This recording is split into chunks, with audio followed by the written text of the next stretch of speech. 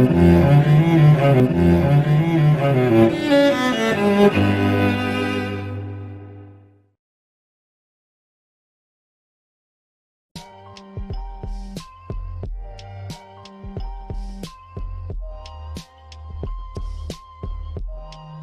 going to bring him on immediately.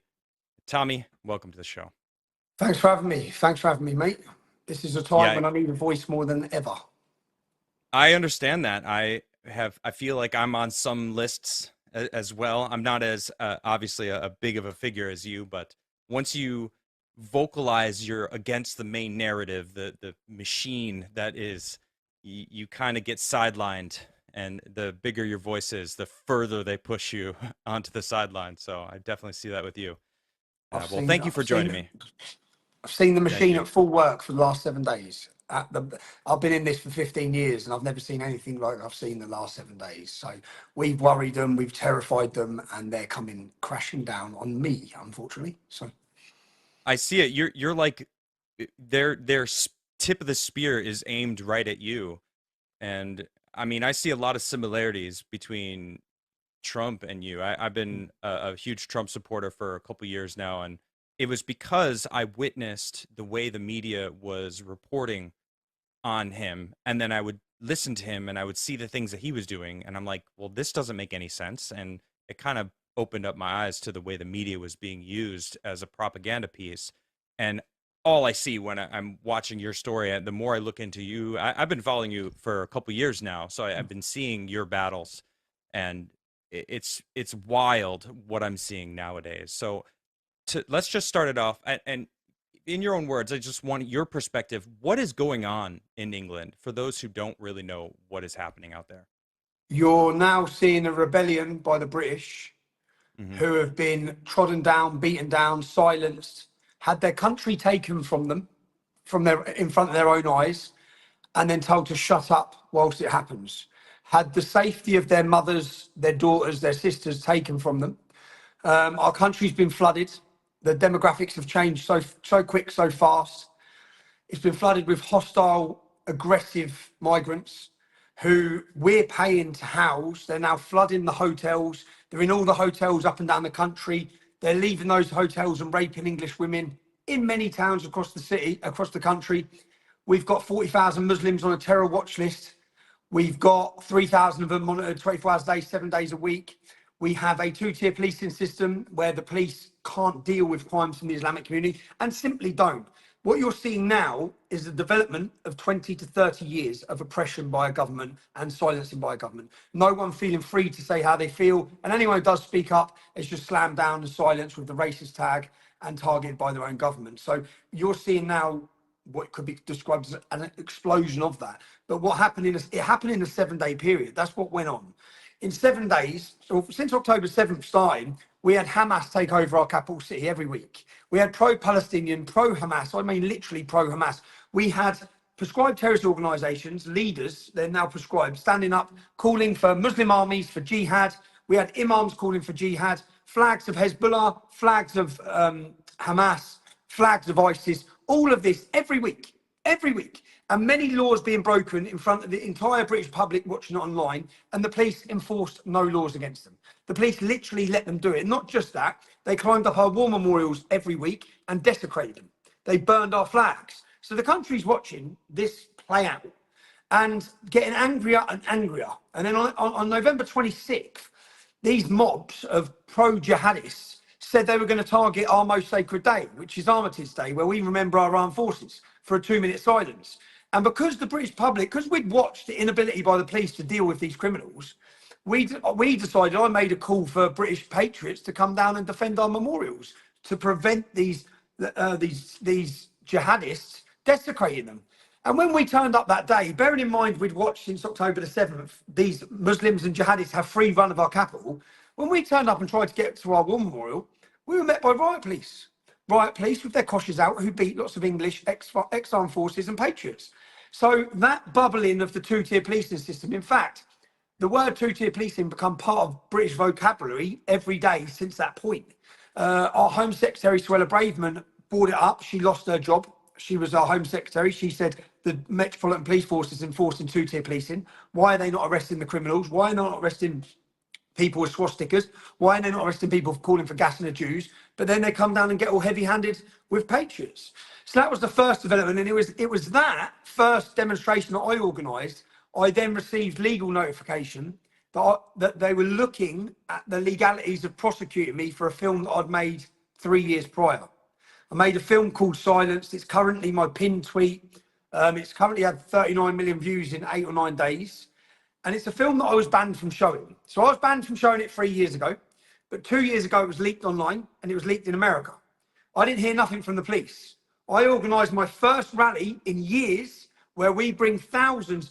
And prior to this rally, the police had, no, after this rally, so we brought thousands. After this rally, there was an anti-Semitism march. It was the biggest gathering of people against anti-Semitism. I went down to report on it. As soon as I got there, the police come in, and this video went viral everywhere. The police come in the cafe and said, "You need to leave London." I said, "What do you mean I need to leave London?" They said, "Your presence here may cause some members of the public, i.e. the Muslim community, alarm and distress." I said, "My presence might cause them alarm and distress." I'm not being funny, but the presence of Hamas in our capital city has caused our whole country alarm and distress every week. We're sick to death of seeing it. They then proceeded to violently attack me. They pepper sprayed me. They handcuffed me first, about 30 of them, and then they pepper sprayed me from point blank range. I was arrested, and then I was charged with failure to comply with their orders to leave the city. But the point of this, the build up to this, is everyone's watching it all now. I've got my X account back. I was censored for 5 years prior to that. So the media could say what they want. They could make up that I'd committed crimes. They could say what they want. And no one could see the difference. Now, everyone's watching exactly what's going on. So people know I haven't breached an order. They know I've just gone to work. And they know that I've been violently attacked. But that's not what the media have said. Then they prosecuted me. So for 6 months, I was banned from my capital city. Again, the jihadists, the terrorists, they're not banned from their capital city. I was banned from entering at all inside my capital city. They then arrested me on my daughter's birthday. So all the British public are getting angrier and angrier, more frustrated. Now, the minute I went to court, they prosecuted me and they got found out on everything. Everything they done was unlawful. They actually edited the forms afterwards. They lied and the judge found them out. So he dismissed the case and I walked free. And this was on St. George's Day, which is our day of celebration for our identity of who we are as Englishmen and women. And on that day, the police attacked everyone again. The police formed a big barrier. There was no opposition. It was just English people celebrating being English. And they drew batons and attacked everyone. So again, viral all over the internet, all the chat shows is two-tier policing. We're being oppressed. Why don't they deal with the Muslims like this? Every week, the jihadists are on the streets. They don't deal with it. You literally, when they come to our events, they dress in full Robocop riot gear. When they go to a Muslim event, none of them you see getting their batons out. They wear little flat caps and they literally let them do what they want. But we've all seen this now. I've seen it my whole life. I've been talking about two-tier policing for 20 years publicly because I've seen it because I'm in a town that has a 50% Muslim population. So I know how the police them differently. I've seen it my whole life. So we get to, this is all developing. We then hold our first rally. So as soon as I win my court case, I call on British patriots to come and march against two-tier policing. And we had 30,000 people turned up. 30,000 people turned up. 30,000 and not 887,000 people were watching it live on X. We've gone from censored to within 6 months, bang, yeah? And we're giving a voice to the voiceless. And all those people in Britain who were made to feel like they were a fringe voice, made to feel like they were on their own, all of a sudden realise they're not on their own. We're the majority. The majority are against open border immigration. The majority are against sexualisation of children. The majority are sick to death of watching what they're doing to our country. But they've made people feel voiceless. So all of a sudden, we said it was the foundations for a cultural movement has been born on the 1st of June. We plan our next day, 27th of July. Again, all the fear-mongering. On the 1st of June, police put out statements. These are all no. The headline was Tommy Robinson leads mob of hooligans. Mob of hooligans, Nans, old people, children, disabled people, Sikhs, Asians, blacks. The diversity was huge. And again, they're digging their own grave because 1 million people are watching live. They saw our event. They know it was peaceful. Then they see the media headlines. So this resentment has been growing and the hiding of all the rape gangs in the process for 20 years. Muslim gangs have raped their way through our country, and the police have allowed it to happen. There was conspiracy of silence from police leaders, religious leaders, to hide the fact and allow the gangs to carry on. I know that sounds insane. We started talking about it in 2009. I formed an organisation called the English Defence League. We took to the streets in our thousands, screaming and crying for help because our daughters were being raped in every town and city. 2015 comes, the government do an in-depth investigation and report, and they report that the gangs hadn't been prosecuted in Rotherham, Telford, Oldham, Manchester, Oxford, because the police were scared of being branded racist. Now, to understand, because I'll just go off on one now, but to understand what crimes were going on, in Telford alone, I've done a 5-part documentary series called The Rape of Britain. It's that in Telford, there was 1,000 victims. That's how many girls were identified as victims in the police investigation. 5 of them were murdered. I'm sorry, 1,000. 1,000 in a small town. Wow. Small town, 1,000 victims, 5 are dead. 5 are dead, yeah? 5 have been murdered in that one town. That one town, the police identified 200 perpetrators from the Muslim community. The Muslim community in Telford is only a 1.7% population. This is why I focused my documentary on Telford, to show people the scale of the problem, because we could do it in this town. I spent 18 months getting to know the survivors of the rapes, and we met loads of them, dozens of them. And we built a database. And every time the girls are named the same man, once 3 different girls named them, so we've done a big, massive investigation. We then go after those men, and they star in our documentaries in episode 1, 2. Each episode's telling a different survivor's story. We identified 264 names. The police identified 200. An independent inquiry has now identified over 300. There's only roughly 3,500 Muslims in that town. Once you get rid of the women and the under 16s, there's approximately 1,000 men. So out of 1,000 men, the police identified 200, 20%. We identified 25%. This is not a small number. This is insane figures. And out of that 1,000 men, they've raped 1,000 young English girls. And but the worst thing about all of this, so your viewers understand what was going on, one little girl had a hot iron rod with the letter M heated up, and they scalded her bum on her bum cheek when she was 12 years old because she was the property of Mohammed. Another little girl had her tongue nailed to a table. Other little children were taken out to woods and had petrol poured over them where they pretended to set them on fire. They tortured these girls. They after raping them, they'd urinate on them. They'd spit on them. This wasn't sexual gratification. This was about taking the most vulnerable thing to us, the most cherished thing to us as English men, which is our daughters, and destroying them. And the whole time this was going on, the police done nothing. They done nothing. This happened to my cousin when we was growing up, and the police literally just say she's a drug addict, because she was a drug addict at 14 years old, because they hook them on drugs. So the police weren't helping.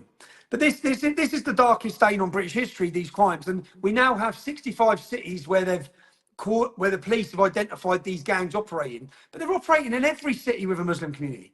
They've raped their way through our nation, and we're supposed to celebrate diversity as it's happening. And if you complain about it, when I first started talking about it, I was called a fearmonger, a liar.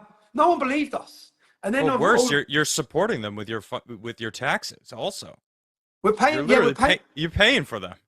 Bro, 2 dads got together in Rotherham. Rotherham has 1,400 victims. That's the numbers for that was in a 16-year period. 1,400 victims in Rotherham. Wow. Some are dead as well. Now, 2 dads got together. They went to the house where the Muslims are raping their daughters. There's about 8 Muslim men in there. 2 dads have come. Their 13-year-old girls are in the house. They start kicking off at the door to get their daughters back. The police turned up and arrested the dads. They left the girls in there. The police turned up at a derelict house, so an abandoned house. They found 5 Pakistani adults sexually abusing and raping a 12-year-old English girl. She was arrested for drunken disorderly. The girl was. The men weren't. This is all in the government study. This is all in the government study. I met one family. I met one father. His records show that he rang 999, that's your 911, the emergency services for protection against his daughter. He rang it 200 times. Police didn't do anything. They didn't help him. So literally, when I say the police were stood down, people say how powerful is political correctness. And fear is paralysing. And the fear of being branded racist paralysed our entire government and police force. In one town, if the police didn't do anything, you'd think, okay, they were bad. Every single town across our country. That's not. It's a conspiracy. You've all conspired together with the government and police not to allow a generation of our daughters to be raped at the altar of multiculturalism, because you don't want to. And so when someone like me comes along from Luton Town, working class, and I start getting people on the streets and highlighting this, obviously they have to shut us up, because if people know the reality, all of them have got dirty hands. And the reality is, this is the reality of open border immigration. You wish to tell us it's all great? Well, no. This is what happens with it. We've got a culture that, and an ideology that teaches its supremacy above us. It teaches hatred against us, non-integration, zero assimilation. We've got total Islamic ghettos and enclaves where you could walk down the street, you won't know where you are. You could be in Kabul. You have no idea. Half of these Muslims now they don't even meet non-Muslims in these areas. I went to England for the first time last fall in September, and I landed. I got off the plane. I took a train, and I didn't hear English for the first hour and a half that I was there. I didn't hear English. Was you in London? Yeah, it was London. Yeah. Yeah, get out of London. London's not England anymore. London is not England anymore. I think English people are 30% in London, 33% white English people. Wow. And that's happened in 50 years. So if you want to, and that's the blueprint for the rest of the country. So what's happening now is, as I said, we went from 30,000 on the 27th of July, we held 100,000 people. That is the biggest patriotic gathering in England's history of patriots in one place. 100,000 people. Amazing. And we've done it totally peacefully. So all these now, the narrative they're trying to spin now. So we had 100,000 people. We had a celebration of our culture, our identity, but we also sent a message to the establishment. A message is, this is David versus Goliath, and David's ready to fight. David has been beaten down for so long, and there's more of us than there are of you. And we are now getting ourselves organised, because we've been asleep. People talk about the British lion, that it's been sleeping. We've awoken it now, and I can sense, I have the benefit, I've been involved in this for so many years, that when I used to walk down the street, I'd get certain reactions, some people on side, some people disliking me, a love and hate relationship with the public. Now, everyone loves us, everyone's on our side. So I can see the public have awoken. I think that all the lies they were told about us after COVID, after vaccines, after lockdowns, it was all right when we were getting censored, but then it was doctors, nurses, scientists. People are realising the media and the government's agenda. And they're now seeing, because I grew up in Luton, I saw it, but many people didn't. Many people lived in affluent areas that aren't affected by Islam. So they just didn't understand what we're talking about. Now with the use of social media being so prevalent and everyone having their phones in their hands, they're watching and understanding. So the British public are ready to listen. 100,000 turned up. We had, again, I think it was 800,000 watching online. We held a massive, successful event. And since that day, the next morning, I drove to the border. I was arrested and detained under the Terrorism Act, under Article 7 of the Terrorism Act. What they say, and Article 7 reads about preparation and instigation for the preparation of acts of terrorism. And the officer said, we know you're not doing that, but these guidelines give us the opportunity. You give us your phone, you have to give us your phone, and you do not have a right to remain silent. And I'm like, wow. What? They said, so we're now going to interview you for 6 hours. If you don't answer the questions, you break the law, the Terrorism Act. You will be prosecuted and charged under the Terrorism Act. I'm like, the first question was, what do you think of the UK? And I said, it's a tyrannical shithole. And they said, well, why did you say that? I said, I haven't committed a crime. You're holding me under the Terrorism Act. You're holding me under, and the questions you're now asking me, they asked me about, they actually said to me, how do you envisage you're going to stop the Great Replacement? I was like, why do you have a problem with Palestine having a state? This is what they're asking me under terrorism. And also prying into my legal and political movement of what I do. And I'm a journalist. So I then point out to them, as a journalist, my sources of information, you can't have them. You are corrupt. In every one of these grooming gang scandals in our country, in Rotherham, police got rid of the evidence. We exposed in our 5-part series, the senior police officer was taking money from the Pakistani rape gangs. So you've got corrupt, it's insane. You've got corrupt officers in every town and city. Girls have been in danger, some have been killed.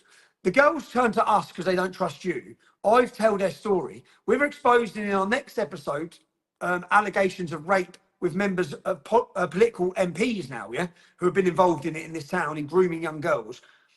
You're not having my phone. And then I have to give them my PIN code. So when I didn't, they arrested me. and then they brought me to the police station to be charged under the Terrorism Act. So this is the problem. Under terrorism, and it's the same as the Patriots Act, under terrorism, they bring in these new laws, which that we're going to deal with it. But then they use them against us. And then they take your civil liberties. And then they infringe on your rights. And it's like, I haven't committed a crime. And this was straight after 100,000 people. Now, after this, just so that you understand it, you're looking at the country burn. In the 7-day period of us having this event, totally peaceful, a migrant got off a motorbike outside an army barracks, and as a soldier wearing full uniform come out, he ran over and he stabbed him and butchered him. Now, as he's butchering him, this didn't even really make our news. This wasn't a headline news story. It wasn't even at the top of the news. It was a small little news thing, and everyone's talking, saying the soldier's just been attacked in what we believe to be a terrorist attack. And the migrant had been in the country 6 months, which again, they tried to hide, but they said it was mental health. So they tell us it's mental health. Everyone's looking, thinking, well, he's a migrant. He's been in 6 months. He weren't that mental because he specifically drove to an army barracks and waited for a soldier. He didn't stab the woman that walked down the road before. He didn't stab the wife of the soldier when she came out of her house. He just targeted the man in uniform, which is exactly what Lee Rigby's killers done when they beheaded him in London. They beheaded Lee Rigby in London, and when they'd done it, they left everyone else because they said they're at war with the British Army and British government. So it sounded very similar. We get told it's mental health. And the problem is with that, and why I don't trust them or believe them, in 2016, Google this, anyone watching this, Google this. Put in Russell Square attack. Russell Square in London. So a Muslim goes into his mosque in the morning and he says he wants to kill non-Muslims. Rather than ring the police, they said a prayer for him. They prayed for him. He left the mosque. He left the Muslim area, so he's not that mental. He didn't stab any Muslims. He left the Muslim area. He went to Russell Square, a main central London point. And then he started stabbing people. And he stabbed 7 people and he killed an American tourist. And in between each one of these, he screamed Allah Akbar. Now, we were told it was mental health. That's not registered as a terror attack in the UK. That case, there's another case where a Muslim beheads an 88-year-old woman in her garden in London, screaming Allah Akbar, mental health. So they're lying. They're continually lying.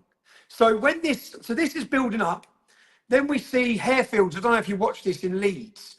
So we've seen the police letting the jihadis do what they want. We've had them attack the Patriots each time and literally bat and charge everybody with horses and dogs. We've seen that.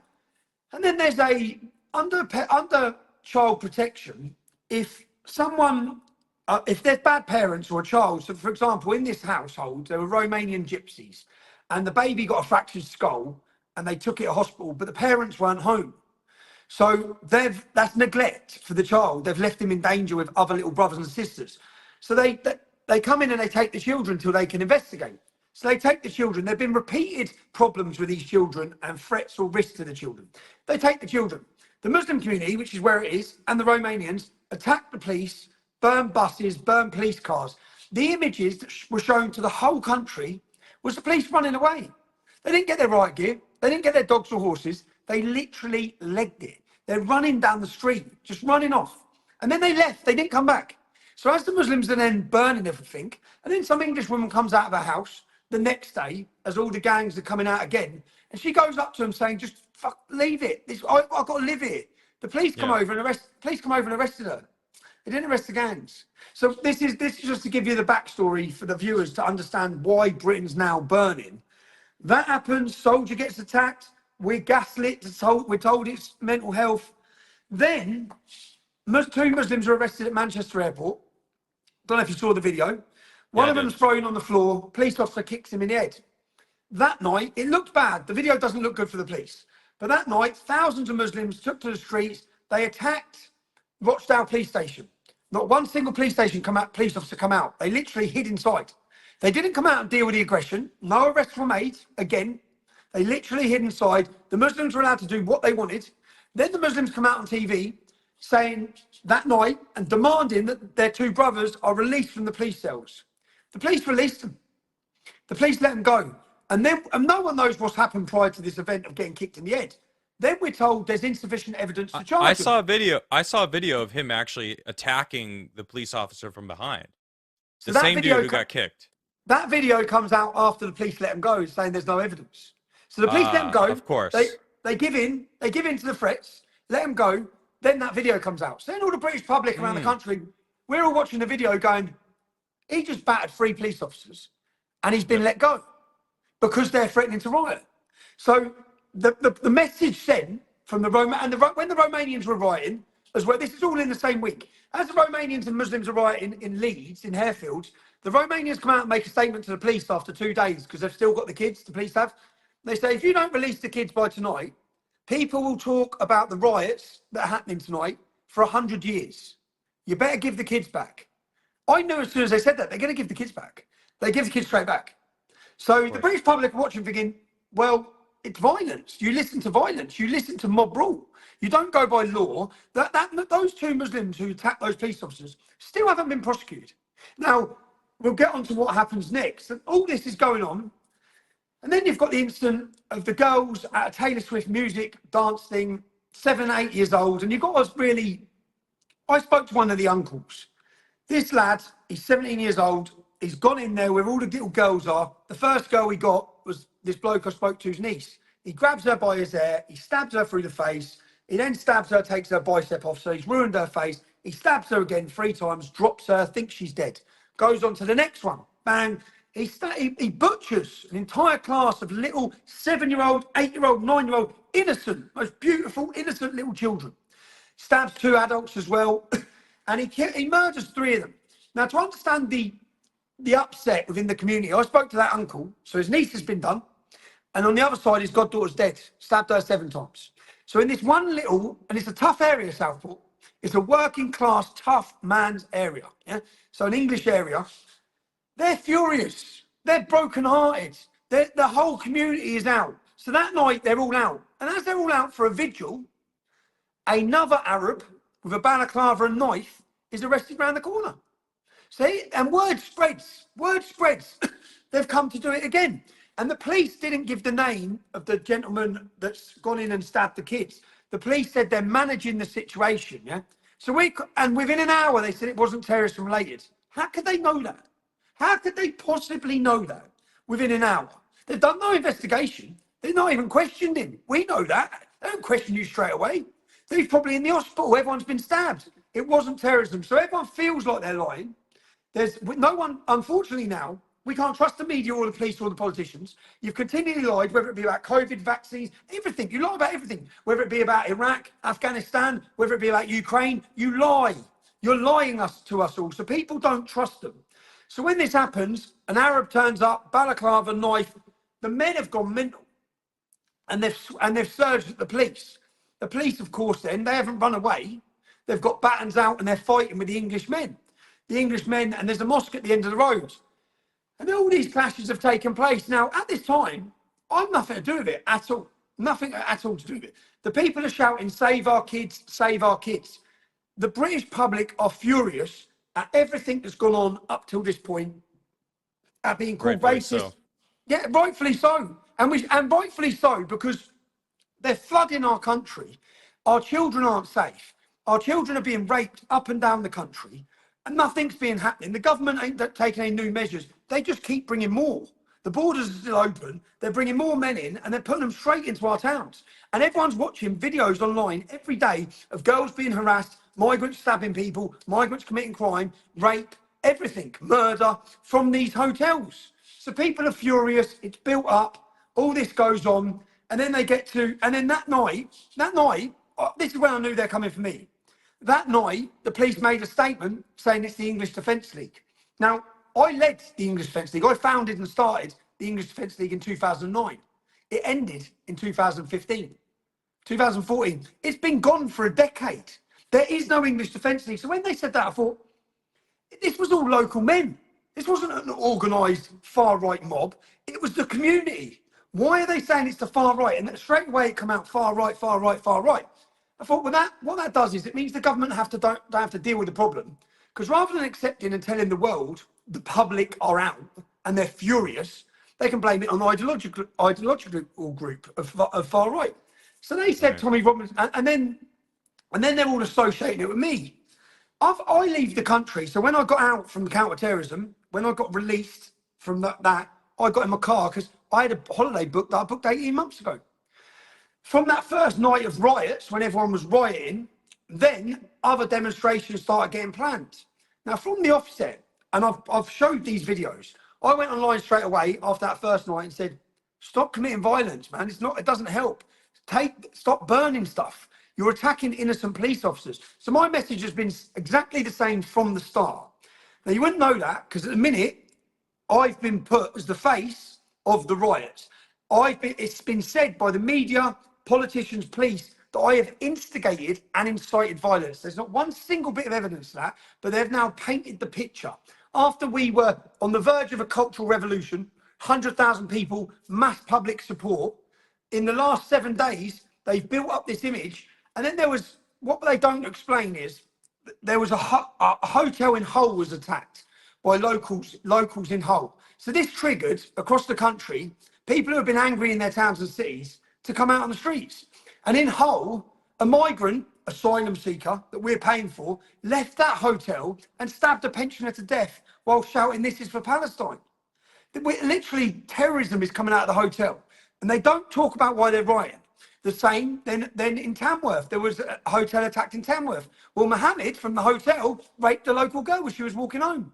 People are furious in these towns and cities, but they don't want to discuss why they're angry. They just blame the whole country, far right, far right, far right. And then it all got thrown on my lap. And that's what they've been doing. And I realised when they've mentioned EDL, and then from that, I've watched as they've just continued every news piece. And then I'm away with my children. And then they get pictures of me in my sunbed. And then the headline of our national newspaper, the Daily Mail, that goes everywhere, says, "Stoking the flames of hate from his sunbed." And then they've landed, and do you know what they said was my controversial tweet that was stoking the flames of hate? I said mass deportations are needed. They are. That's not stoking the flames. All across the West. Get them out. We've had enough. Yeah, we've had enough of not. If it was women and children that were fleeing war zones, this would be a different conversation. It's hostile, arrogant, violent Muslims coming into this country. Military-age men. Gone through 16 safe countries to get it. They've gone through 16 safe countries to get it. They're not refugees. They're economic migrants. They illegally entered our country. We're paying for them. And the problem in the UK is people can't get in to see a dentist. They're pulling their own teeth out. The waiting list for the NHS is through the roof. People can't get a doctor's appointment. In all these hotels, they've got dentists and doctors. They've got first choice on everything. People can't afford their heating. These lot have got 4-star hotels. People are upset. People are upset. But rather than talk about why they're upset, rather than talking about the government failures of open border mass immigration, it was Tommy Robinson's fault.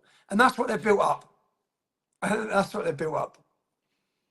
You know, I wanted to add, though, because it isn't just the Muslim community and the immigrants that the government's protecting, because even in your own documentary, Silenced, there was that Antifa guy that they gave your address, doxed you to have him, and he was psychotic, my goodness. But he was protected. He wasn't arrested from all the crazy shit that he was saying online. So there obviously is this protected group that goes beyond the immigrants. You know, it's the useful idiots that they're using as well. They use them. They build you up. They build you up, put a target on you with the hope that one of them will do something. They've told the whole Muslim community of the UK. They've told the whole Muslim community of the UK that I've instigated all the violence and attacks on their mosques because there's been lots of clashes in towns and cities. Who's the person that all the Muslims now want to get? It's me. They're making videos with machine guns. One of them got arrested today by armed police. He made a video of machine gun saying he's going to kill Tommy Robinson. So that's what's happening now. They've built us up. And that film I made, so 3 years ago, I was taken through the courts and bankrupt to the tune of £1.6 million. And after they bankrupt me, I produced covert recordings and footage, and I've made a documentary to prove that their entire case was a fraud. It was a lie. It's called Silence, by the way, and in the description down below, you can actually click the link to it. Goes directly to his X page where he has it uploaded. You can watch it, and I highly suggest after this interview you go and watch that, because it really shines a light on how much the government went through to cover it up and change the situation and use it. And I think it goes beyond the government. It's not just the government, but excellent documentary. It's how crazy. Scary is it? Because if that's just one story, how many other stories are we looking at every day? How many other how many other countries are there? Because I mean, my what I focus on is the political world of the states, right? The United States. And everything you're saying, all that entire documentary, I just see all of the parallels that I see that is going on in the all across the West. It's not just Britain, it's not just America, it's all of the Western civilized countries that have been established and have known peace for so long are just being disrupted by their own governments. The people are being subverted and are no longer sovereign citizens, and it is a major issue that everyone needs. That's why I think it's so important that people know your story, because it's not just Britain. You can talk to people in every country across the West, and you're going to find these kind of things are happening everywhere. You see all the comments say that. You could mirror this for my country, Oh yeah. mirror this. But the thing is, it's what I say at the start of the documentary. This film isn't about Tommy Robinson. This film, I've managed to capture it all and prove it. This is about the weaponization of our judiciary. You've seen it in America with Donald Trump. You've seen it with Steve Bannon. You've seen even Alex Jones, right? He said something wrong, he apologized. £1 billion. That's about shutting him up. That's not fair justice. And They admitted it. He admitted it. The He CIA, said sorry. the CIA admitted that they wanted to just Shut him up. hamstring him. That's Yeah, it. that's it. Yep. So that's used in the courts as a weapon to silence and destroy dissenting voices. We have Katie Hopkins in the UK. They took her home. They've done the same to me. So they used a fake story, got me into a courtroom. I proved it categorically. You see on the film, the judge rules against me. No jury. Judge rules against me, and then he doesn't, because if he was so confident, let the public see the evidence. But he puts an injunction, and he told me, if you show this film, you get 2 years in jail. And I bottled it. I should have shown it back then, but then it's really, things happen for a reason. I mean, you're a father. Yeah. I understand it. I mean, the weight of you having a conversation with your son actually at the end of that documentary, and you could tell how much weight that weighed on your shoulders, because you're fighting for the future for your kids. And you know, you say at the end of that documentary, was it worth it? And you said absolutely, because this is the fight that everyone needs to be fighting for, freedom, or else we're going to lose that freedom. I loved what you said about you got this inheritance from your family before you, from your forebears, that you were given the opportunity to live in a free place, and you need to cherish that and fight for that. And dude, that struck right to me. I'm about to be a father myself, and I've never wanted to fight for a better future for my children, because we're giving it away. It's the most important fight that anyone can fight. And right? we'll give it away. We're giving it away. I look and Correct. think, they've given it away in 60 years. In 60 years, you absolute cowards in Parliament have given it away. We've lost our freedom. We've lost our freedom. Don't think in America. There is no freedom of speech in Great Britain. We live in a post-free speech era in the whole of Europe. There's only one place in the world that still has free speech. It's the United States, because of your constitution. But don't think they're not coming for that. They have to get it. If they want control, they're coming. But the other thing is, do we really have free speech in America? If every platform that you discuss, YouTube, Facebook, Instagram, all the centers for debate are totally controlled, there is no free speech. Shout out to Elon Musk for buying Twitter and turning it into X, because it's a new world. It's insane, because imagine now, this last week, they've told everyone on the TV and news that I've instigated the riots. I'm lucky. I put together what I've said in calling for calm and peace the whole time, and that's had 7 million views. If I didn't have X, the problem is, for 5 years prior to X, I didn't have anything and social media. So I used to just sit and watch these lies. And I used to think, what can I do? Do you know how frustrating it is? But it's not just frustrating, it's dangerous. It's dangerous. People want to kill me. People want to kill me. They see me as the figure of hate, which is totally not a reality to who I am. It's not, there's no evidence that I've never been prosecuted or arrested under any hate crime or racism, because I'm not a racist. I don't promote hate. So, but the government, the easiest way, what they managed to do then, last night, there was 100 far-right riots planned. There was none. They put out all this, they pumped it all over on national news. The local NHS, in every town, the messages went out, lock your shops, they boarded up all the shops. No one come. It was all nonsense. And then they got all the Muslim community out, wound them all up. They wound them all up. They got all the left wing out. And now all the headlines of the papers today are, we stopped the racists. It's like they've made out that all the people who come out on the street, they've had a successful campaign. were far-right racists. They've took away the legitimacy of why people are out. No one's even having a discussion now. They're not even talking about the 3 girls who got murdered. No one's even having this discussion. The whole discussion, far-right riots, far-right riots. The police today, they just gave an Englishman 26 months for shouting at the police. 26 months in jail for shouting at the police. The head of the prosecutions has come out and said, if you share a video of a riot, you may face prosecution. Because the problem they've got with X, which is why they're coming after me, it's why they're coming after Elon, is Muslims all week have been out rioting with swords in their hands, attacking people, beating people. It's not been on any media. It's banned from any of the other platforms. You can't see it. All you see is far-right racist English. The narrative, they control the whole narrative. Along comes X, along we come, and we blow their narrative out of the water. We show everyone the truth in viral videos. So they're now talking about bringing in new laws. New laws to what? Take away more speech. Not because we're saying anything criminal, because we're showing the public what you're not showing them. We're showing the public that 6% of the UK, we have an Islamic community that our government can't control. And that 6% will come 20%. We have 40,000 British Muslims on the terror watch list. 4 times as many British Muslims went to fight for ISIS and have ever joined our military. We've got a massive problem. You can't talk about it. Far-right racist, bigger. Mental. So we only have about 4 minutes left before. I mean, you have to go do Alex Stein. So I have so many questions. I did this whole preparation thing. There's so many different things I want to talk to you about. Joe, I'll come back. I'll come back on. You're right. I'll come back on. I'll do Alex Stein. Thank you. Yeah, I appreciate it. Well, no. You have to get up at 6 a.m. Yeah, don't worry. I'll come back on. I'll come back on. Are you sure? I'll come back, mate. It's an important message. Do you know at the time I'm at, I faced 2 years in prison. I know I'm getting I understand. I know the guns are on. The guns are on me. I've never had an attack like this. I feel like I'm getting it from everywhere. I'm grateful to have an opportunity to tell my story because I know they're going to lock me up. And the only answer I have to tackling their narrative is the people listening to this. The people who are going to see this, they're going to watch the documentary, see the truth. I'm lucky that 39 million people have watched my film because when they lock me up, 39 million people know it's a lie. So so I'm grateful to have this opportunity. So I will come straight back on as soon as I finish with Alex.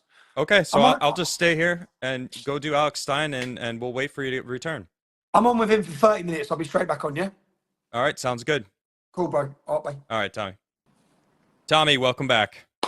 So I was sitting there looking at it and I didn't see down the bottom enter studio. So I was looking at it, messaging you saying, I'm in, mate, I'm in. But yeah, you're good? Oh yeah, I'm great. I've just been chatting with my chat that's been hanging out. I'm waiting for you to return, which I appreciate you coming back. I know you have an interview in 4 hours, so yeah. thanks for waiting, people.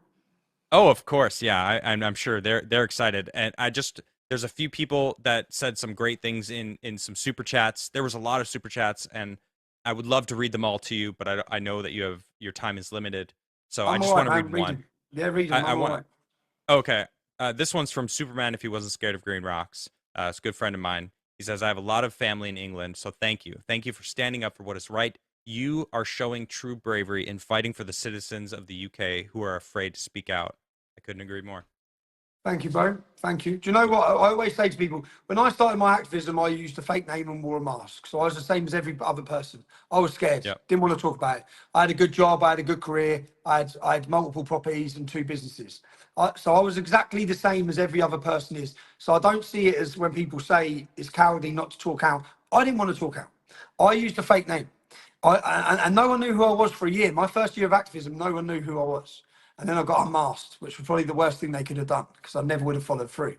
But yeah, I know how the cancel culture and having everyone financed up to the hill, worrying about work, worrying about providing for your family. Everyone knows we don't have freedom. If you speak out on certain issues, you're losing your job. You're not getting promoted, all these sorts of things. You're not. So it's real life. But yeah. Yeah. So I just want to, I'm going to read one of the questions that my buddy George, Giant Slayer, is another great YouTuber who he was very excited because he's a big fan of yours and sent me a lot of great questions. And I think one of them is just a good direction for what I would like to just finish this interview with. And I'm going to read it here. It says, you are defending your country. And as in the UK, like many other Western nations right now, the home establishment sides against its citizen.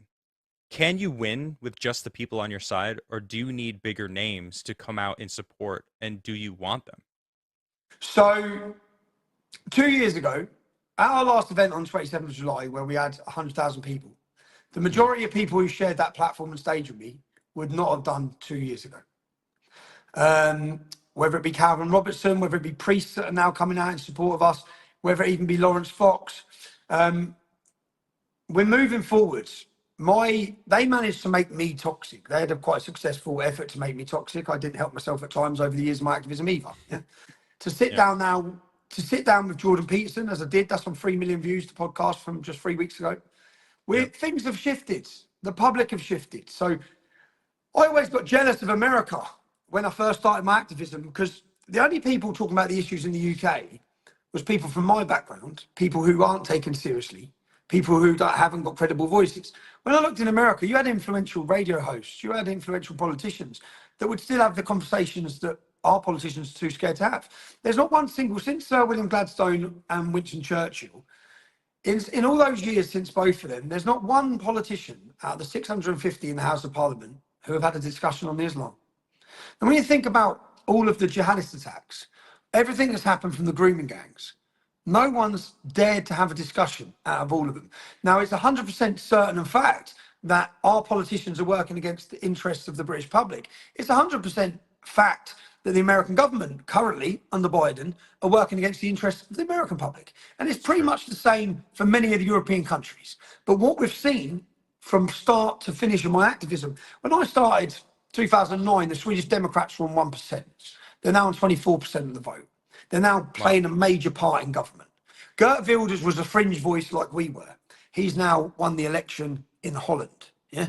Look at the change in the graph for the voting of Marine Le Pen. Yes, they stopped her this year. But if you look, each year her MPs are doubling. They won't stop her in 4 years' time. So they can continue. They're delaying the inevitable. The inevitable. Last year, I don't know if you knew this, last year, Sweden, the government shifted a new party, basically got power. And that is like, I don't want to say the right, but no, it's the Swedish Democrats, yeah. It's the Patriotic Party. Correct. It's the Patriotic Party. Same in Austria. Same in Austria. So, in fact, the trend is the same across the whole of Europe. Now, not in Great Britain. We just voted left. Why do we vote left? When I say we voted left, how many people? 40 million people are now watching my documentary. 9 million people voted for Keir Starmer. He's not got a mandate for a majority. We're a 65, 70 million people in this country. He got 9 million votes, yeah? 48% of the British public didn't vote. That's the problem. Yeah. 48% of the well, that's the working class community, because we're disillusioned. We're not rich enough and not poor enough for it to make much of a difference, yeah, in voting. I see. That's how people feel, and they don't trust any of them. Now, what we built on the 1st of June and by the 27th of July of 100,000 people, and whatever our next one is, the launch of a cultural movement, we will electrify those people. We are going to give them a sense of identity and a sense of a belief that they haven't had. We're going to give them everything that they've broke down in our country, and we're going to galvanise them. And what our last one, that's why we called it Uniting the Kingdom.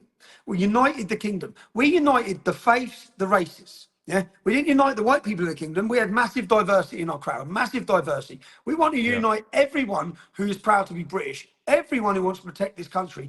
And that's, I think, why they really fear us, because they had a very good campaign against us to try and make us fringe. It hasn't worked. And it's quite funny, really, when I sit and think, you had the world media. Islam is the biggest funded ideology in the world. And you haven't been able to successfully deter our voice. You've censored us everywhere. And right now, I'd say our voice is louder than it's ever been. I have more credibility within the British public than ever before. Everything you've tried hasn't worked. And I currently now face 2 years in prison. Give me those 2 years in prison. Because if you do give me 2 years in prison, you're going to awaken more people. You're going to galvanise our movement like nothing I could even ever think of. Yeah. So that choice to play the film that I made on 27th of July, I obviously bottled it 3 years before. It ate me up for 3 years. I knew I'd done the wrong thing. I knew what I should have done. And on that Saturday when I played the film, I played it to the public. Yes, I face 2 years in prison now, but I probably said it before. I'm not on trial. The British judiciary is now on trial. The world, 40 million people over. By the time they get me to court, I'm not going quietly. By the time you get me there, that's going to be 60 million, hopefully 80 million. Hopefully Elon Musk shares in, it gets to 100 million. Hopefully it makes it that difficult for them to want to imprison me. They're in a difficult position, because if they do imprison me for long, They send a message to the public about freedom of speech, about freedom of the press, and expose their own tyrannical measures. So I'm scared to go to prison, but I have that much belief in my cause that for my cause, which I try and explain this to, for my cause, it's the best thing that they can do. For my cause. For our cause and our fight for freedom of speech and our fight for all of it, there's going to be a defining moment that sparks revolution in this country, because it's not going to disappear. We're not going to sit back. Something's going to happen. We've always looked and thought, we're not in control of what that moment's going to be. Who knows what the moment's going to be? Stick me in jail, let them get to me, let me get hurt. That may well be it. It may well be their undoing. I keep thinking each time when they lodge the charges, I thought, are you stupid? Because what's it done? What's it done? 40 million people have seen it. Like, it's going to be 80 million. Like, it's not me that looks bad here. Yeah, I'm going to go. If I go to prison, it's going to be bad, but I'm going to come out of jail, and I'm going to come out of jail with my head held high, and I'm going to come out and I'm going to continue my work. And more people, my voice will be louder. My credibility will be better. So whatever they think they're doing, it's not going to work. Well, you said it right there just a second ago. You're going to energize that group that hasn't voted, right? You're going to give them an identity, a sense of pride or trust in something that they believe in. Community. Yeah, community. Great word. Exactly. And that's exactly why they're actually coming after you. But the more they come after you, the more that it energizes that group. Yeah. It's kind of they're fucked, man. And I'm here for it. I'm so happy about it. Yeah. They're fucked. I'm probably fucked. Well, I am fucked. I'm sitting here watching all this talk of terrorism, all this talk of me instigating riots. I'm sitting there thinking, I'm fucked here. Yeah, I'm fucked. Yeah. I know they're coming for me, but they're gonna fuck themselves. Like, they can't win. They can't win. There's no way out. And it's not like when they're coming for me, it's like, what, you don't think I made the calculated decision to play the film? You don't think I thought through every process of where this goes? I know where it goes. I made the decision to still play the film. So it's like, you keep threatening me. They sent a warning letter to my solicitor. We are contemplating, this was after our first demonstration, we're contemplating contempt of court proceedings. I made a video that said, Attorney General, fuck you. Yeah, fuck you. Okay, that's it. Do it. Do your best. And I've got no choice. Do your best, because your best is going to be our best. Whatever you do is going to galvanise us. And it's not, the cat's out of the bag now. You can't put it back in. You keep trying. It's not going to work. The British public, when I turned up, we don't know what's walking around the corner. When I went to that event on the 27th of July, we don't know if 1,000 people had turned up, 2,000 people had turned up. So to stand there, to see people. To see it, it's like, yeah, it's beautiful. We're awake. England's awake. Britain's awake. Yeah, the country is awake. They're the people that took, and to get our side of politics out on the street, to get them to spend. Remember, it's a lot of money to get to London for people at this time on a day out like that, to get hotels, and to see all of them come in under one unified banner of one community. And what we said with this cultural movement, it's like yourself. If we can bring all these people together, we brought Katie Hopkins with Lawrence Fox, with Carl Benjamin, all these people together. She's got 1 million followers. He's got 800,000 followers. He's got 600,000. Maya Tusi, influential, reaching different demographics. We brought some YouTubers, some TikTokers. If we can combine all these people, and we had meetings after meetings, this was terrified them. So in the meetings, we sat down and we said, right, we want everyone to feel part of this movement. Like this, I don't want this to be a Tommy Robinson movement. This is a movement. I'm not the head of it, but we need everyone to feel. So we sat down and said, right, you write down, when we go to a meeting, and we got, what's his name? Oh, well, when everyone comes to the meeting, Jordan Peterson comes. When we get everyone to the meeting, we want everyone to bring their input of the 10 important points for them to save Great Britain, to protect, defend our culture. And we had a brainstorming for a whole day where we wrote some down. Is it a Christian culture? Is it a Judeo-Christian culture? What are we fighting for? What's the most important points? So we went through them all, and we're making this public, which is why they're coming for us. So when we combined all those numbers, I said, if we can get, say we've got 20 of us, we're going to turn that 20 into 100. Yeah, we've got all these different groups, and across Europe, people started getting in contact. So we said, we're going to turn it into 100. And if we agree to defend our culture and defend our country and challenge their narrative, then like that, we've got the biggest reach in the world. The biggest reach in the world. We can, if we make a video to defend our culture, and it's important for our culture and important for challenging their fake narratives, and we all agree on the same day at the same time that we're going with these messages, We've overtook them. They can't challenge that power. And you know the hardest thing, because there's so many egos, so many people's different opinions, but there wasn't.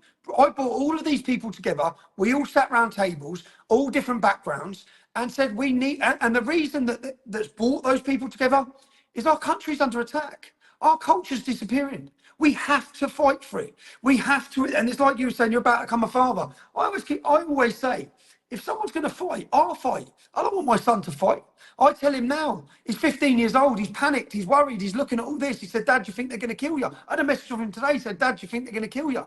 He shouldn't have to be having these thoughts. But I say the same to him. If someone's going to battle them, I want to battle them.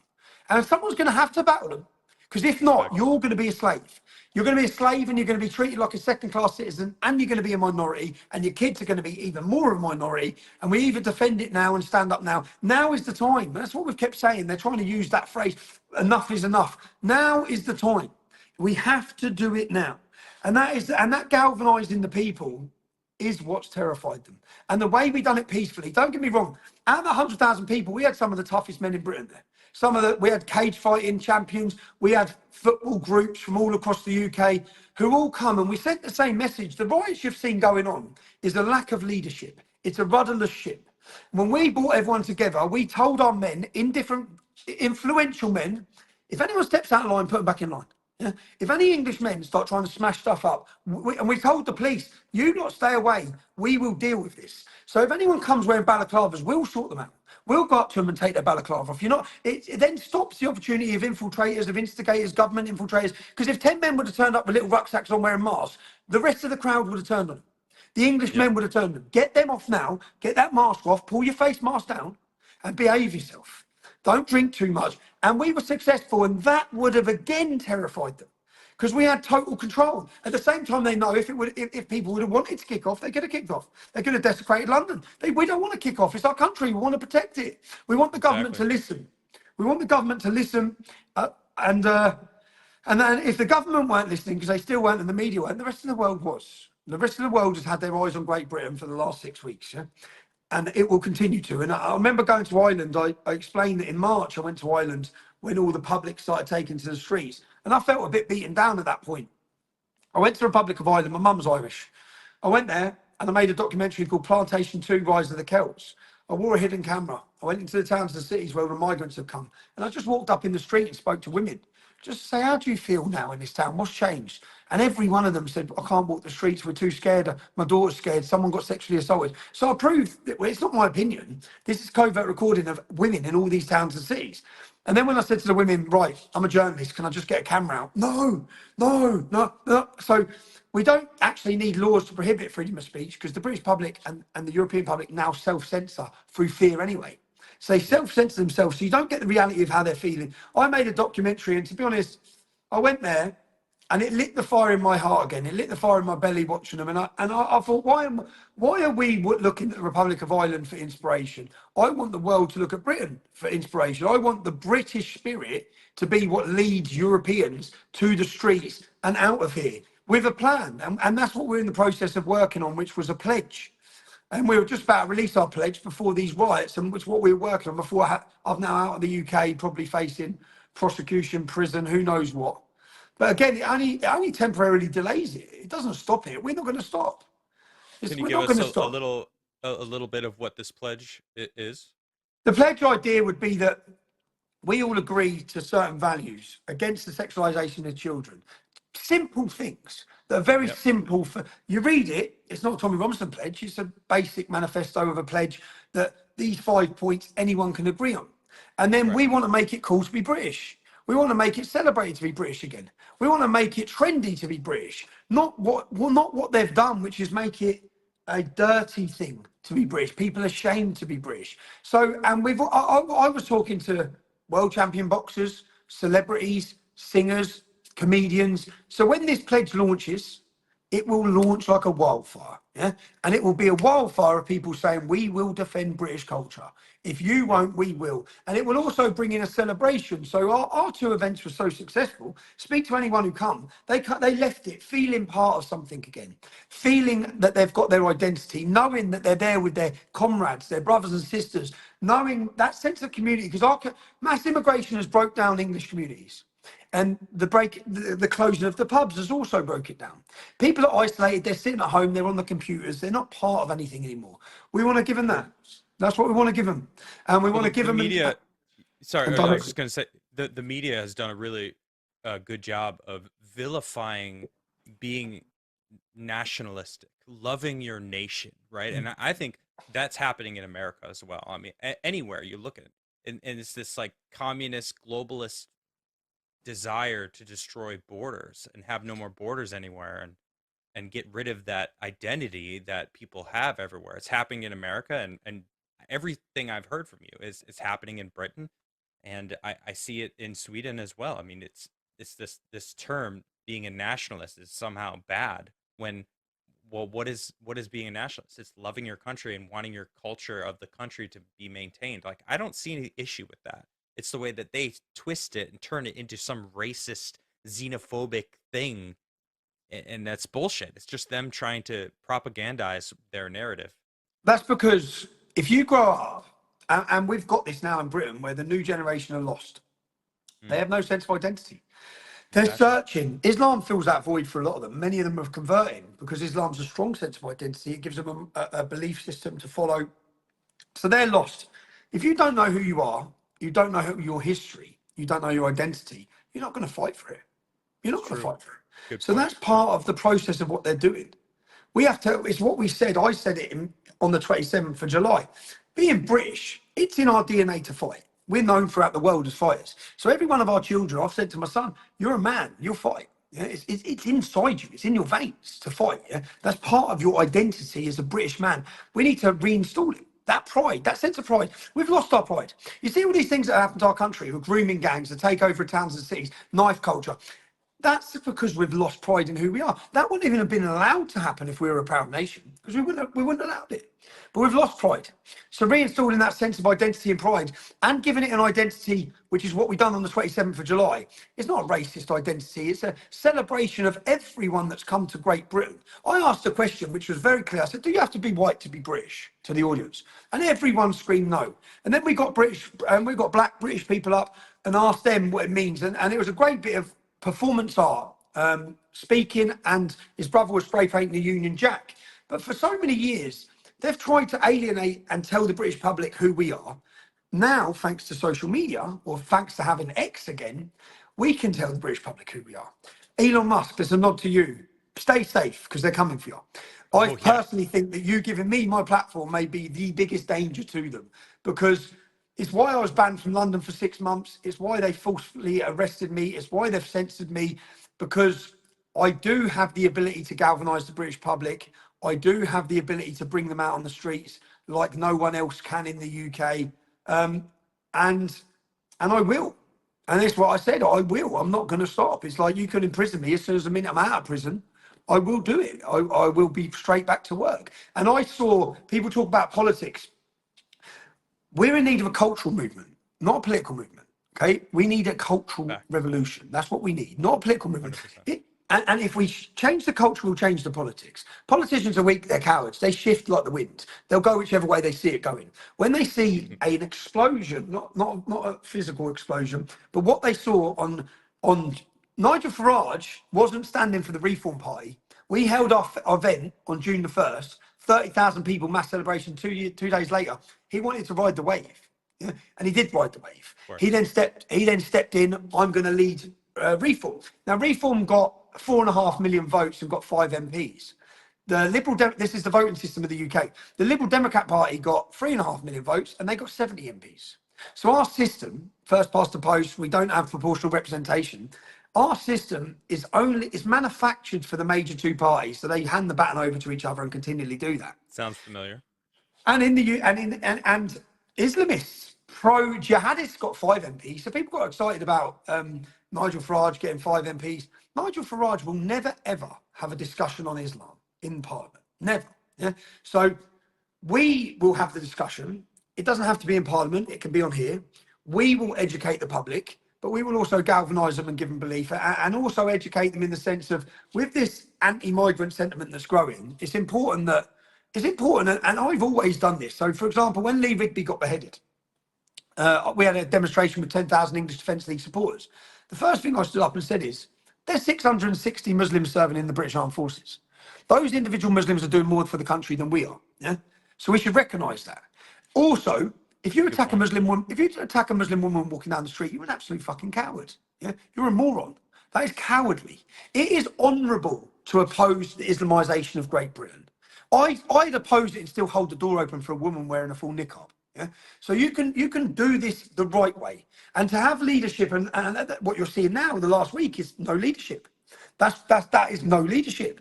I make my videos where they say I was instigating riots. My videos told the men, go and get those kids because they're young and show them leadership. Take their balaclavas off, take the cans of beer out of their hands and lead them. Don't allow this to happen, because those poor men who are angry, disenfranchised, neglected, forgotten, they've shown their anger by throwing a rock at Greg's bakery, are going to get 4 or 5 years. They're going to get 4 or 5 years. So I made all the appeals for calm. I was 25. When I was 25, I put a balaclava on and run through the streets with hundreds of young men when we started the English Defence League, because I was angry and I saw no other way, and we didn't have a voice.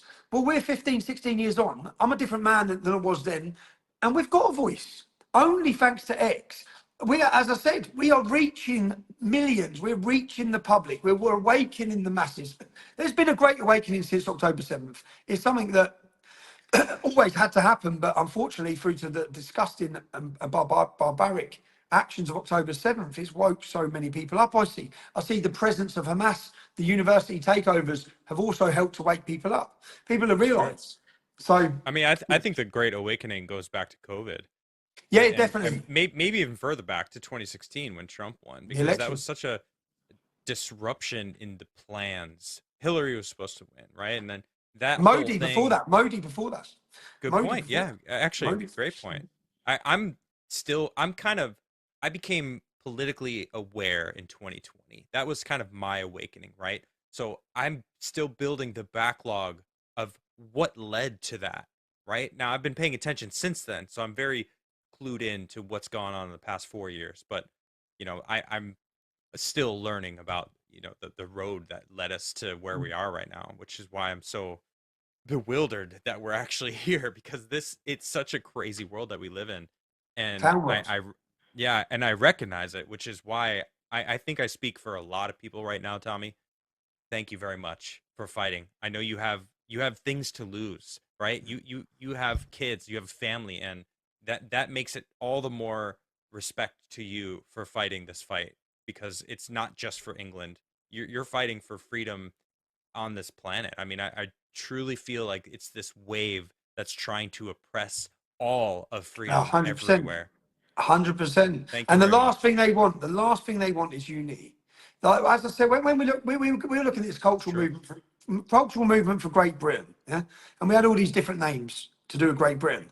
And then after sitting and looking at, and we went out to Canada, I said, if we need a worldwide cultural movement, it can't just be about Britain, because every country needs this. And you see, if you unified those groups and those people, even if you unified all of us, all of the YouTubers, all of the influencers, all of the people talking about these issues, if you brought them all together, you've got a power.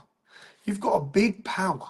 So that's what we were in the process of doing. The establishment know it. It's absolutely terrified them. They're trying to put it out, and it ain't going to work. So it may delay it. Shit. They can't do shit. Honestly, it feels. Come and get me. Come and get me. It makes me happy to know how much they can't do anything. How much people are waking up. I mean, I see this tide turn. I see it also. You can feel the change. The DEI departments are being shut down in studios and all this stuff, and the certain politicians are slowly changing their tunes. They're starting to be careful on who they pick for their running mate. I'm talking about Kamala Harris. Yeah. It's very apparent what they're afraid of, and you're one of them. The people who speak out against them, Alex Jones, Trump, I think he's like one of the highest known examples of that, and it's fantastic. Oh, we're praying for Trump. Well, Trump shouldn't be. Look at the lengths they'll go to. Trump shouldn't be here. They set him up to be dead. He shouldn't be here. Oh yeah. Absolutely. And they pigeonholed that whole thing too. No one's even talking about that anymore. I know. Where's the investigation? We had nothing. There's no information. They still be in jail. Zero. They still be in jail. I know. I'm bewildered by that. so grateful that he's still here, because we need people like him, like you, that are willing to, that have things to lose, that don't need to fight. They, you know, you could probably go live a life with your family, and I mean, but you know what would be the future for them, It's the right? So, future. Mate, I had these conversations with my ex-wife, like, just saying, no, you don't get it. You really don't get it. You don't yeah, get where this goes. I know where this goes. So because I know that, that's a yeah, father right there. That's a father's mentality. I'm fighting for I'm, the future. I'm fighting. I'm That's looking, what men thinking, do. well, I already love the kids that my kids haven't had. Yeah. I'm already thinking of the kids they haven't had, and they're going to have them. And no way is this going to be, can this continue? Not without a fight. Not without a fight. And unfortunately, they're pushing and pushing the government. And then Yep. they're trying to silence and they come down. But every time they do it now, luckily, just because that's why Elon Musk, they're going to put so much pressure on him. They're going Oh to put so no, much pressure on him. they've done it. It's ever since he bought Twitter. And they're It going to was continue. instantly. Oh, it's gonna The, get worse, I the think. UK government at the minute. So there's a panorama coming out on the 12th of August. I believe this panorama is going to be, I don't know if you ever watched a documentary I done called Panodrama. No, I No? haven't. But Oh, where can I mate. find it? So Panodrama, Google Tommy Robinson Panodrama. It's Okay. unbelievable, yeah? So Panorama is the flagship investigative journalist piece for the BBC. It's their best, their most recognised and their most respected investigative journalists. They go in and they uncover the truth.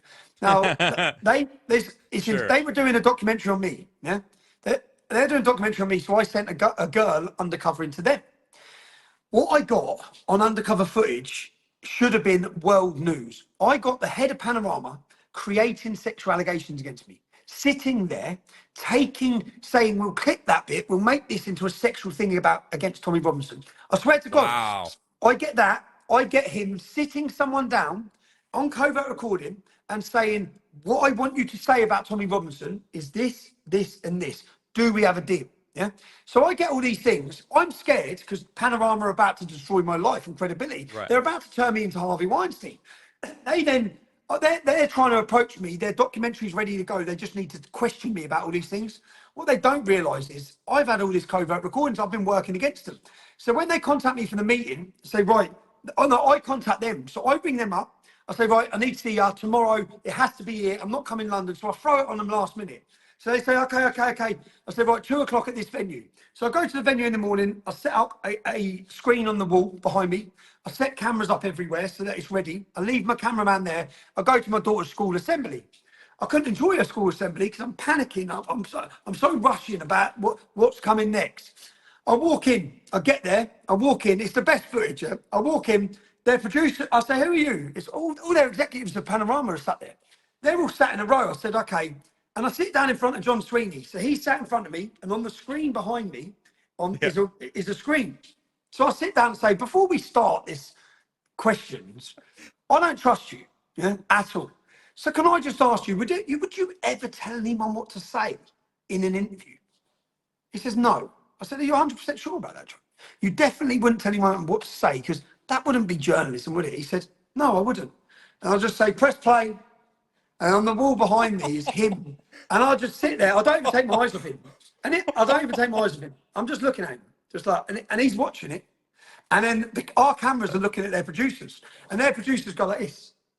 Like, they got it, and it's fucking gold. Like, Oh, this is glorious. it's absolute gold. And they're going, and then I say, and the thing is, they made the rules, yeah. So I say, he says I'm from scumbag Irish background, right? So I say because I'm from poor Irish background. Okay. And then he talks about Danny Lockwood, who's a gentleman I know, who's a very good journalist, but he's working class. And he said, we heard Danny, because the girl talking to him, we sent in was also posh. She's also middle class. There's a big class issue over it. So he says, we heard that a working class man was in the green room. So we went down to see him as you would a Mongolian from the Amazon rainforest. So Okay. then I play that and say, we're Mongolians from the Amazon rainforest, are we? Because we're working class. Like you have a problem. And then, do you know what he says? He calls someone a poofter. Yeah. So I say poofter. But like you've created this situation where no terms can be used. Are you homophobic, John?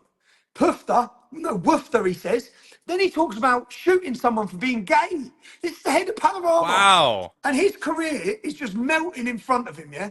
Melting in front of him. But the best part of it, before I went there, when I sat, so basically, Panorama were approaching everyone I've ever fallen out with in my life. And then they sit down with them and say, give us some shit on him, yeah? So one of my ex-employees, I filmed me going to meet her. I sacked her years before, yeah? So I said, right, they're going to approach you. When they approach you, I want you to do this. So we get out our computer. I say, well, I'm at home in bed at the minute. And we go to sendafaketext.com. So she goes on the website. I said, right, send yourself a fake text from me saying, I'm going to bury, if you talk to Panorama, I'm going to bury you, you bitch. So she sends herself this message. I said, right, when you see Panorama, they're the best investigators and journalists in the world, but let's see if they actually investigate if this is actually a real text. So so she sits down with him and hands him this. So all the way through, they're probably like, "Ooh, oh, bro, we got him." And I hammer him. I say, "Would you ever make sexual allegations?" And I play the footage. I say, "You're making sexual allegations. You're editing footage. That you're ruining my life." And then at the end, he says, "Well, I've got something to say to you, Mr. Robinson." And I'm sitting there going, "Oh yeah."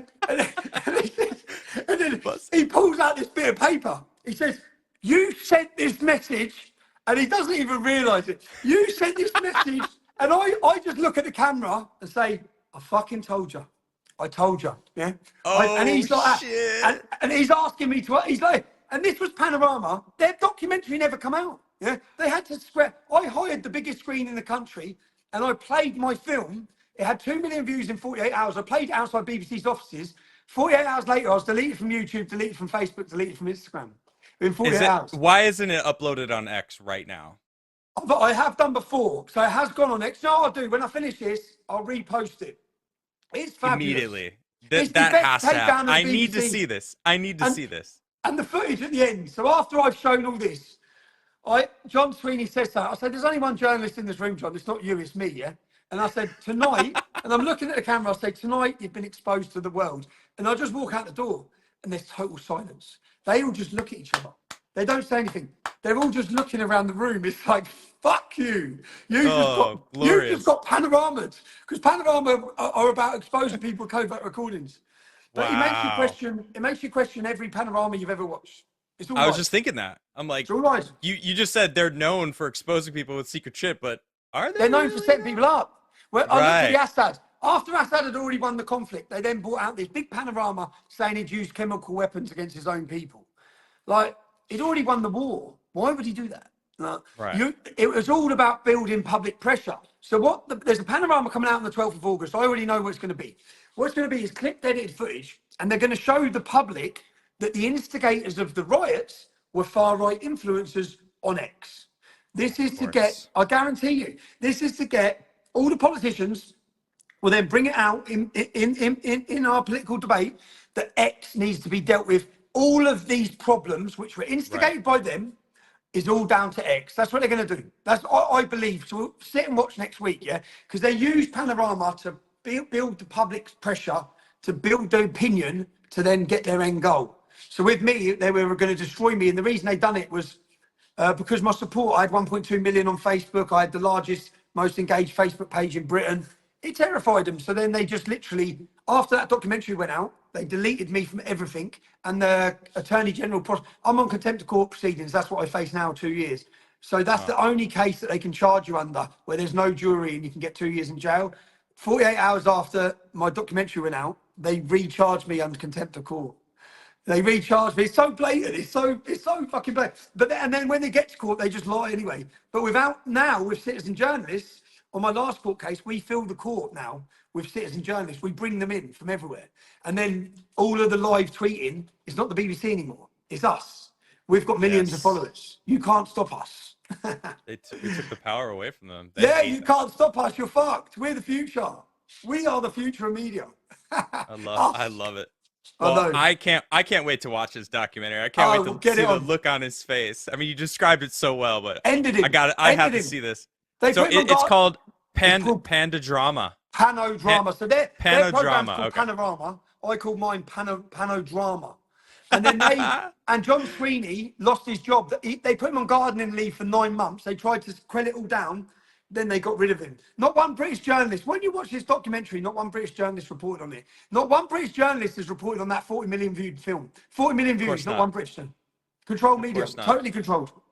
I mean, even the documentary Silence is just when you take a step back and look at all the information, which is essentially what you've done with that. Yeah. Great job, by the way, on that. Thanks. It's so. I want to say it's shocking, but it's not. It's not surprising at all. You know, yes, exactly. This is what we thought. It's what we knew. And here's proof. It's what we knew, here's the proof. We knew this was going on, but holy shit, what else are they doing this with? Basically, everything. Let's be real, everything. Everything. Yeah. And the thing is, if you get in the way of their narrative, it used to just be about me with Islam. It's not. You've seen that with COVID. You get in the way of the narrative. It might be transgenderism. It might be climate change. It might be you, Les. They're their narratives. You mess with them, they're coming for you. And they're coming for you in any way possible. Freedom of speech, court cases, whatever it is. We think you've got freedom of speech. Yeah, you try exercising it against anything. You try. I don't know if you know. I have 13 strikes on YouTube from medical misinformation, election misinformation. I got a couple for hate speech because I was speaking out against all of the things that I wasn't supposed to, you know. Have you built up a Rumble? Have you built up a Rumble? Oh, we're live on Rumble right now. I dual stream now. Yeah, okay. If YouTube shuts me down. We need to push everyone onto Rumble. Push everyone onto X. It's great. Shout out to Rumble. We're live on X as well. So shout out to the Xers as well. Yeah, shout out to X. When I got my X account back about 6 months ago, I said I'm going to take over X. I'm going to take over X because I deleted my life to concentrate on X. There we are, approaching 1 million followers, reached 1.5 billion people in 3 months. The government must be sitting there going, "We thought we got rid of this little prick." Yeah. Oh, they're still trying. All right, well, look, you're yawning. You got to get up early. I got one more thing I want to ask you before you go. Cool. What is the best way people can support you? People want to help you. People want. They want to push your message. What do you say to the people that are trying to help you? What can they do? Share our content. We know everyone's got a role to play. I don't blame anyone who can't speak out because I know what it's like. You've got your mortgages, got your families, but there are other people speaking out. So not just myself. Anyone holding these sorts of platforms and these sorts of discussions need the support of the public. Get behind them and back them. Help them grow. Help any citizen journalist that you follow. Boost them and support them. Our company, the company I work for, Urban Scoop, they support me in everything with legal battles. So they have a support thing. It's helptommy.com. I've got some big legal trials coming up now, but I'm going to go head on into them. I've got the one at the High Court. I've got this counter-terrorism case. It's going nowhere. It can't go anywhere. So yeah, hopefully we win. But our work, to support our work, is most important. I get the praise. So when you watch these documentaries, I get the praise. Behind that, there's a team. There's a team of people who have to remain invisible, but help me with my work every day. Every day, even running my social media, I have a team. I have a team of fact checkers who check everything, so we don't put anything out there to check the stories are right and the videos are right. And documentary makers. My new editor, Aidan, who's come on since I got my Twitter handle back. The professional he's brought to us. So yeah, we've just hired Sammy Woodhouse, who's a survivor from Rotherham. She's done brilliant. I've watched her in her first 2 weeks of journalism, getting out on the street. She's fabulous. She's going to smash it. So yeah, help us grow. Help us grow, but don't just help us grow. Help any citizen journalist you see working grow. Follow their content, share their content, like their pages, and push them. I love that. I love that. Tommy, thank you very much. I really appreciate your fight, and I appreciate you coming on to talk to me. And I mean this, anytime you want to use my platform. I mean, I don't have millions, but I've got followers and people that support me. So seriously, you send me a message. You got me on WhatsApp, and you know, you could find me on X. It's just Adam Crigler. It's really easy, just to reach out, and you got my support. You got my channel anytime. Thanks, Adam. Thanks to people, and yeah, cheers. Keep up the fight, lads. See you later. Thank you very much. All right, Tommy. Cheers, bye. Bye-bye. Cheers.